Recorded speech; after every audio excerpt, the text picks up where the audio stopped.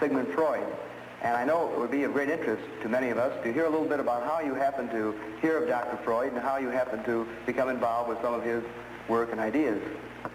Well, as a matter of fact, it was in the year 1900, in December, soon after Freud's book about dream interpretation had come out, that I was asked by my chief, Professor Bleuler, to give a review of the book.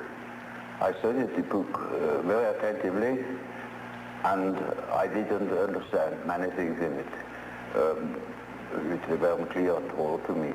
But from other parts, I got the impression that this man really knew what he was talking about. And I thought that this is certainly a masterpiece, full of future. Yeah. I had no idea then of ideas of my own. I was just it was just when I began my career as an assistant in the psychiatric clinic. And then I began with experimental psychology or psychopathology. I applied the experimental association method by Wood, and the same that has been applied in Krappelin's psychiatric clinic in Munich. And I had the results, and that there is a reaction, a certain reaction to a stimulus world.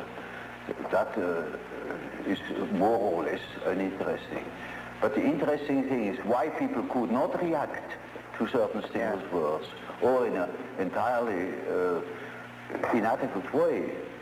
And then I began to study these places in the experiment where the attention or the capability apparently of the test person began to waver or to disappear. And I found soon out that it is matter of intimate personal affairs people were thinking of, or which were in them, even if they momentarily did not think of them, when they were unconscious, with other words, that nevertheless an inhibition came from the unconscious and hindered the expression in speech. Yes. And then I, in examining all these cases as carefully as possible, I saw that it was matter of what Freud called repressions. Yes. I also saw what he meant by symbolization. And then